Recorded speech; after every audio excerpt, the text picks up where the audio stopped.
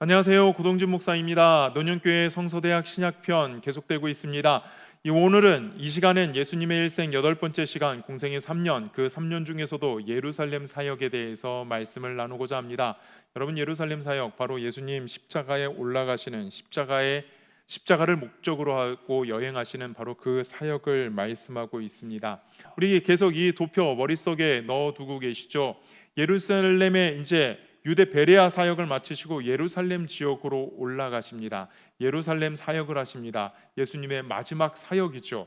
예수님의 이 땅에 오신 목적을 이루시기 위해 이제 예루살렘으로 올라가고 계십니다. 우리가 지난 시간에 보았던 갈릴리의 사역, 유월절을 중심으로 해서 갈릴리의 사역, 그리고 이방 지역의 사역, 그리고 제자들을 훈련시키는 그 사역에 대해서 지난 시간 함께 보았지요. 그리고 유대 베레아 지역에 와서 유대 베레아 지역에서 사역을 하십니다. 베레아에서 3개월을 보내십니다. 예루살렘으로 가는 길에서 그렇게 보내게 되죠. 그리고 유대 베레아 지역에서 머무시면서 계속해서 복음을 증거하십니다. 이 유대 베레아 지역으로 와서 예수님께서는 명절 때마다 초막절과 수전절에 계속해서 예루살렘에 올라가셔서 자신이 누구신지에 대해서 분명하게 밝히십니다. 나는 세상의 빛이다, 나는 양의 문이다 라고 밝히시면서 예수님께서 그렇게 자신이 누구신지에 대해서 예루살렘 성전에서 밝히고 계시는 것이 바로 이 공생의 3년 유대 베레아의 사역이었습니다.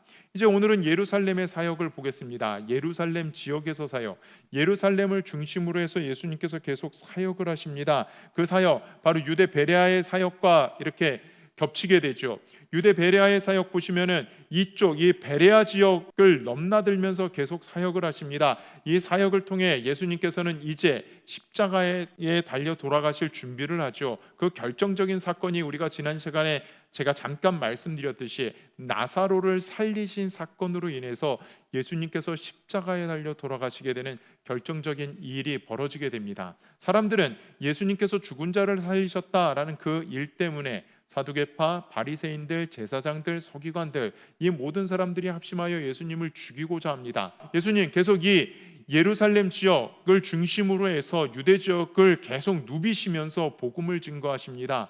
그때 우리가 너무나도 잘 아는 말씀 있죠. 바디메오를 눈을 뜨게 하고 나면서부터 소경된 자에게 복음을 증거하시고 눈을 뜨게 하십니다. 그리고 여리고로 여행하시면서 삭개오를 만나 하나님의 복음을 선포하시죠. 이 삭개오도 아브라함의 자손이다 인정을 해주십니다.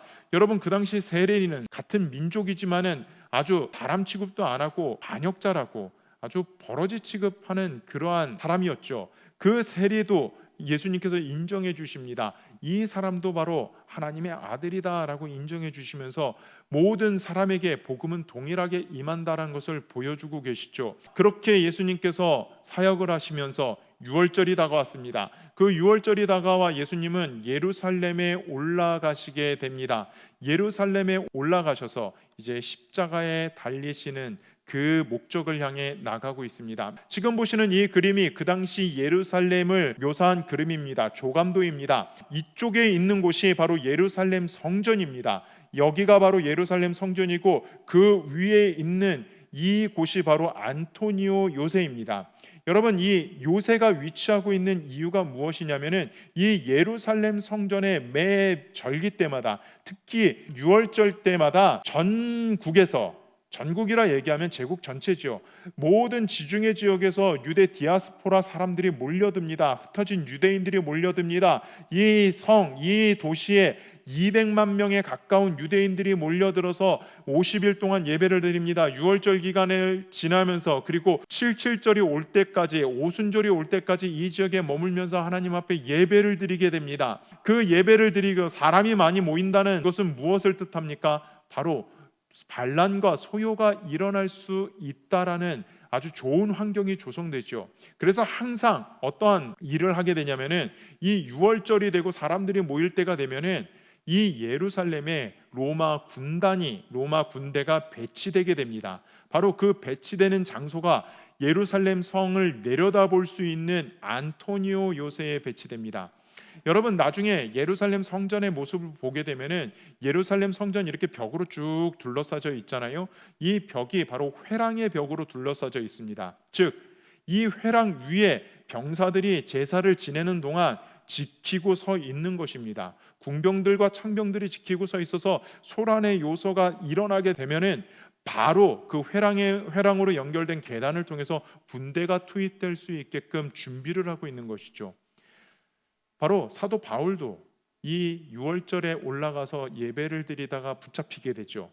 사도행전에 보면은 사도 바울도 붙잡히게 됩니다. 그렇게 붙잡히게 됐을 때 소요가 일어납니다. 그 소요가 일어나자 천부장이 군대를 이끌고 내려와서 소요를 진정시키고 사도 바울을 체포해 갖고 올라가게 되죠.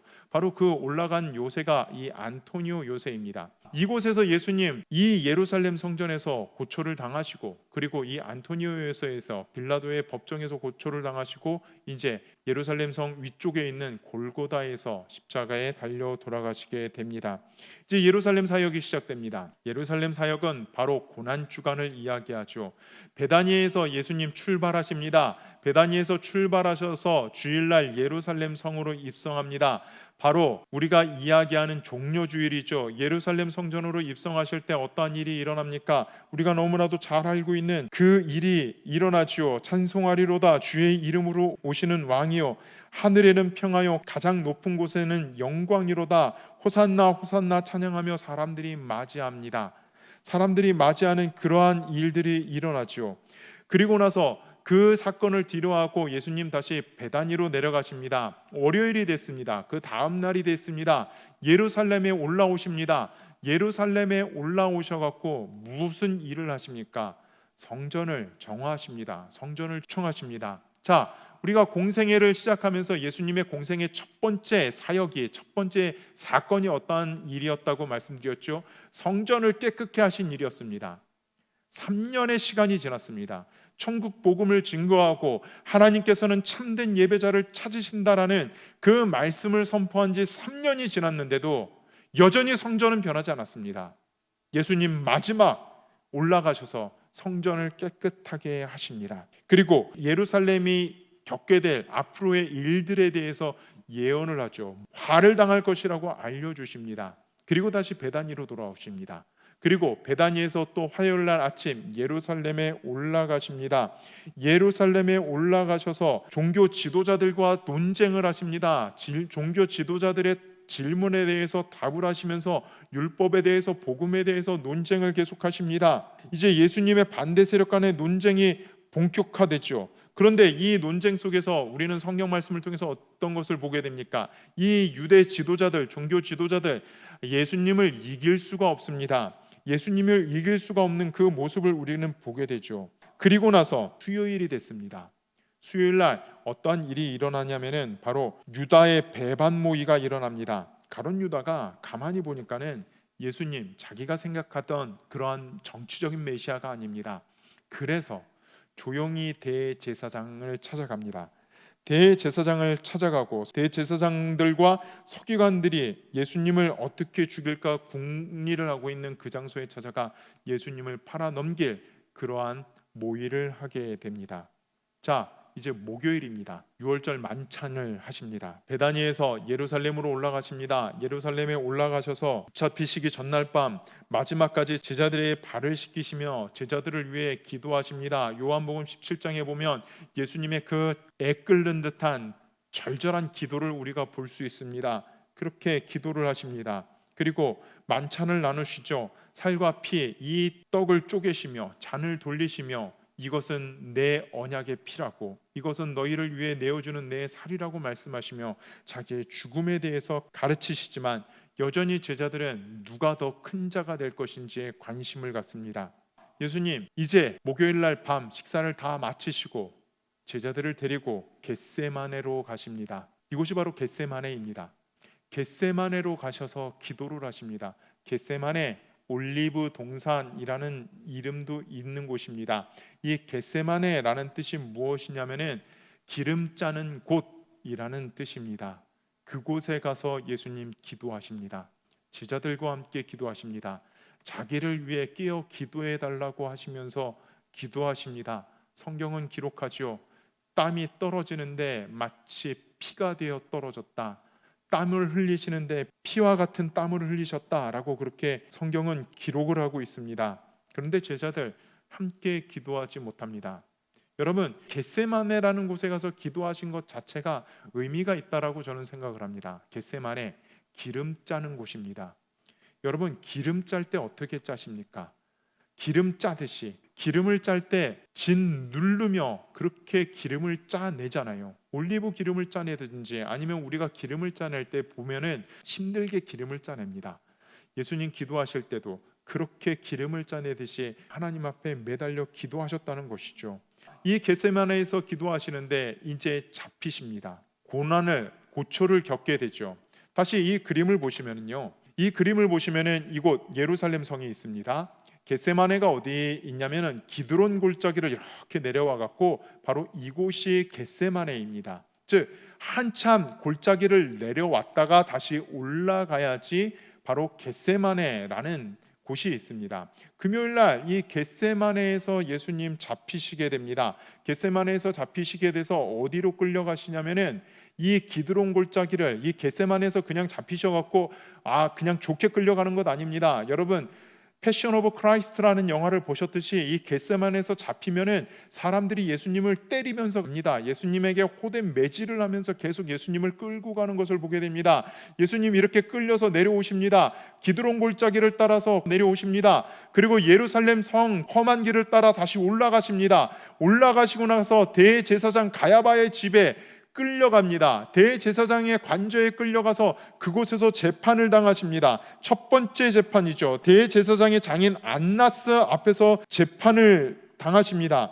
두 번째, 아직 밤입니다. 새벽입니다. 두 번째 재판 누구에게 당하십니까? 사내들인 공의회 앞에 가서 재판을 당하십니다. 그리고 세 번째는 어디서 당하십니까? 사내들인에서 다시 한번 재판을 당합니다. 그리고 네 번째, 빌라도 앞에 가서 재판을 당하십니다. 빌라도 앞에 가서 재판을 당하시고 그 빌라도의 공간 안에서 또 헤롯 앞에서 다섯 번째 재판을 당하십니다. 그리고 여섯 번째 마지막 빌라도에게 채찍질을 당하십니다. 그런데 사람들 누구를 놓아달라고 하죠? 가야바를 놓아달라고 합니다. 그 외침에 빌라도는 손을 씻고 나는 이 사람의 죄에 아무런 책임이 없다라고 이야기를 하며 예수님을 십자가 처형에 내놓게 되죠. 법정에서부터 예수님 골고다로 가는 언덕길을 올라가십니다. 저 예루살렘 뒤편에 있는 골고다라는 저 곳 지금 표시가 되어 있죠. 이 골고다를 향해 올라가셔서 그 골고다에서 예수님 십자가에 달려 돌아가십니다. 우리가 그 이야기는 너무나도 잘 알고 있죠. 십자가에 달려 돌아가시는데 마지막 순간까지도 예수님을 조롱하는 사람들을 향해 중보기도를 하십니다. 저들의 죄를 용서해 달라고 중보기도를 하십니다. 그리고 좌우에 달린 두 죄인에게도 복음을 증거하시고 마지막에 다 이루었다 말씀하시며 우리를 위해 돌아가십니다. 여러분, 예수님 하루 동안 굉장히 큰 고초를 당하시며 그 시간을 보내십니다. 목요일 날 저녁부터 시작해서 겟세마네에서 진을 빼며 기도하시며 그리고 그 새벽에 그 빌라도의 법정 앞에 서서 판결을 받으실 때까지 진을 빼십니다. 그리고 오전 9시에 십자가의 처형을 당하시고 나서 오후 3시에 다 이루었다 외치시며 돌아가시죠. 그리고 그 일을 통해 우리의 죄가 사함을 받았습니다. 이것이 바로 예수님 공생의 마지막 예루살렘 사역이십니다. 그 일을 통해 우리에게는 구원의 문이 열렸고 그 일을 통해 그 역사적인 일을 통해 그 놀라운 은혜의 사건을 통해 우리가 하나님을 아바 아버지라고 부를 수 있다는 것 기억하시길 바랍니다. 바로 그것이 십자가의 능력이고 십자가의 은혜이고 예수 그리스도 보혈의 은혜임을 기억하시길 바랍니다. 다음 시간에는 예수님 부활 후의 사역에 대해서 나누도록 하겠습니다. 감사합니다.